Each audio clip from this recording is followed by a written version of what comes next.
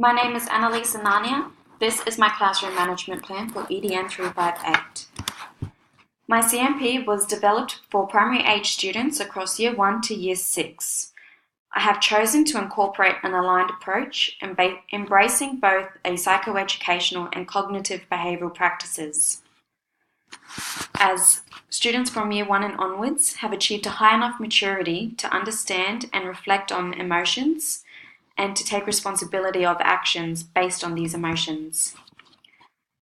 It is my understanding that students in a primary school setting misbehave due to a number of factors, including lack of motivation, power struggles, basic needs are not being met, the physical classroom environment, personal and at-home issues, learning difficulties, mental health issues, and the need to attempt to communicate basic needs. My role as a teacher will be critical in preventing these misbehaviours through various important strategies.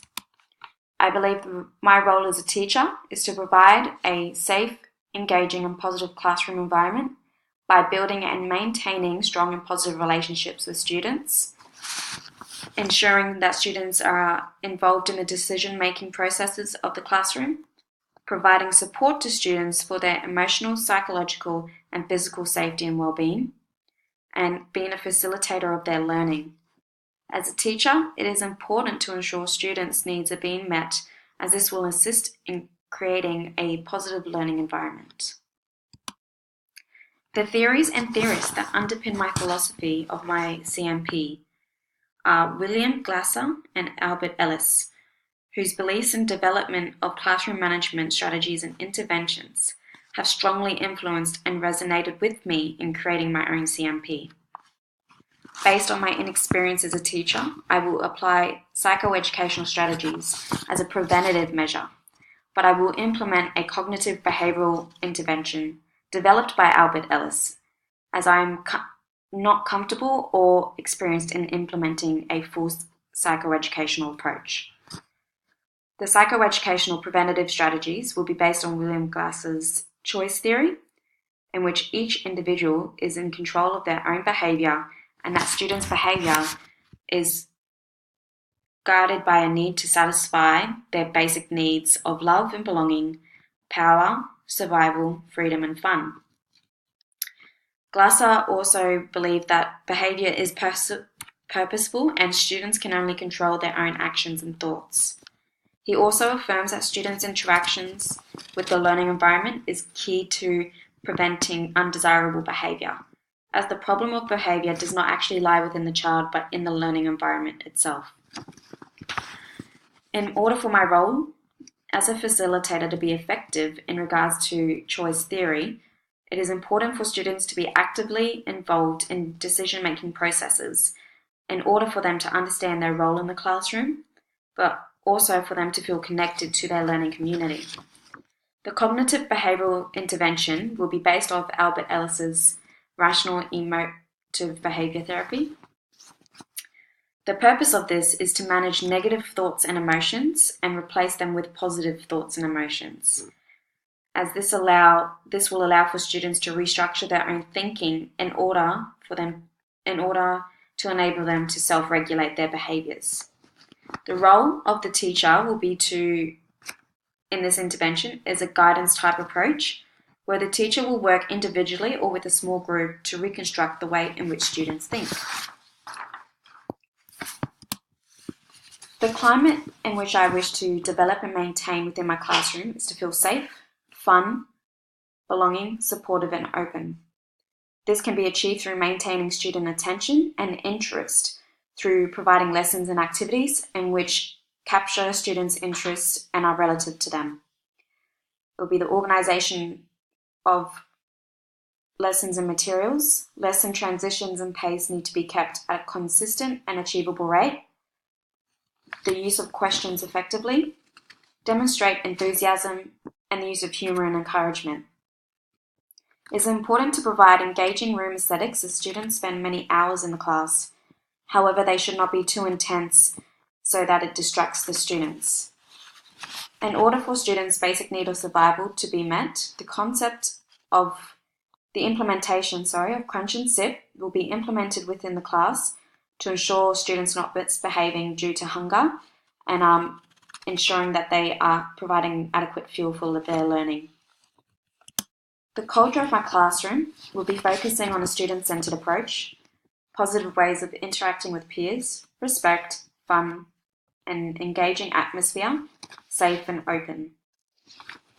By allowing the classroom to be student-centered, it enables the students to be involved in creating its own code of conduct, where the students and myself will create a set of principles that the students feel connected to and wish to follow.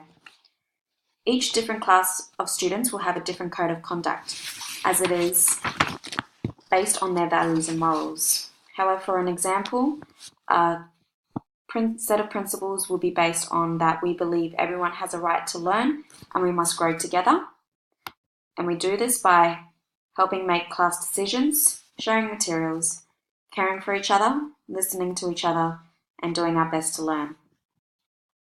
Class meetings will be held twice a week on Monday in the afternoon and Friday on the afternoon of each week, as the purpose of the class meeting will be to discuss any issues underlying the classroom climate and culture, suggestions that can positively influence the classroom will be permitted to or can be addressed, and also to better students' learning.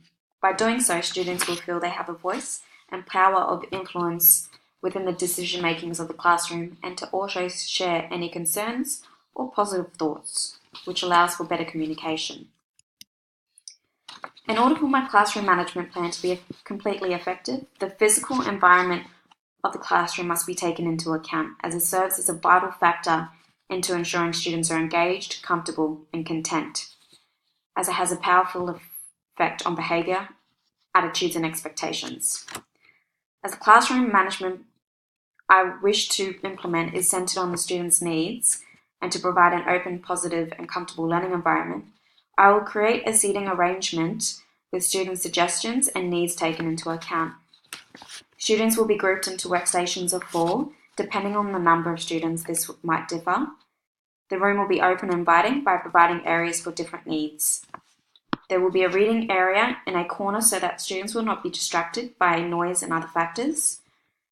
There will be a tent in another corner for students who may feel overwhelmed or need time to recenter themselves. There will be adequate areas for storage, resources, and stationery, and the layout of the classroom will allow for group sessions on the mat. There will be enough room to display students' work and other posters to demonstrate various key topic information, so as to allow students to appreciate the work they have done and use the posters as scaffold during lessons. A class attention cue call will be established as a class in order for students to choose what they would prefer to use. However, an example attention cue call would be waterfall, where I say waterfall and the students will respond with shh. The responsive strategies I have also used for challenging behaviour goes from least to most intrusive. I will first use non-verbal communication such as eye contact, facial expression, proximity, touch, and gesture for any minor behaviour. And this could be for when a student's off topic or off task, and distracting himself or themselves or others, calling out, and other things like this. They will then move up to a reminder of code of conduct. And then the third step would be active listening and questioning, where I would approach the student after the behaviour has not been amended and ask open questions about how the student is feeling, what is making them not behave, and what is it that we can do to get back on track.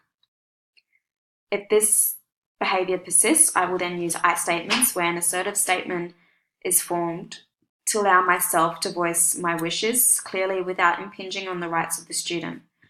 This will allow the student to decide respectfully and to also focus on my needs rather than the student's behaviour. The second last step would be choice. So I would approach the student again and speak in a calm manner, reminding the students of the choices they have made thus far, and present 2 choices to the student. If the student still persists in demonstrating the undesired behaviour, they will be sent to a buddy class with a reflection sheet, and they must answer these questions about what it is they were doing, why they were misbehaving, and what it is they can do to get back on track. Thank you for listening.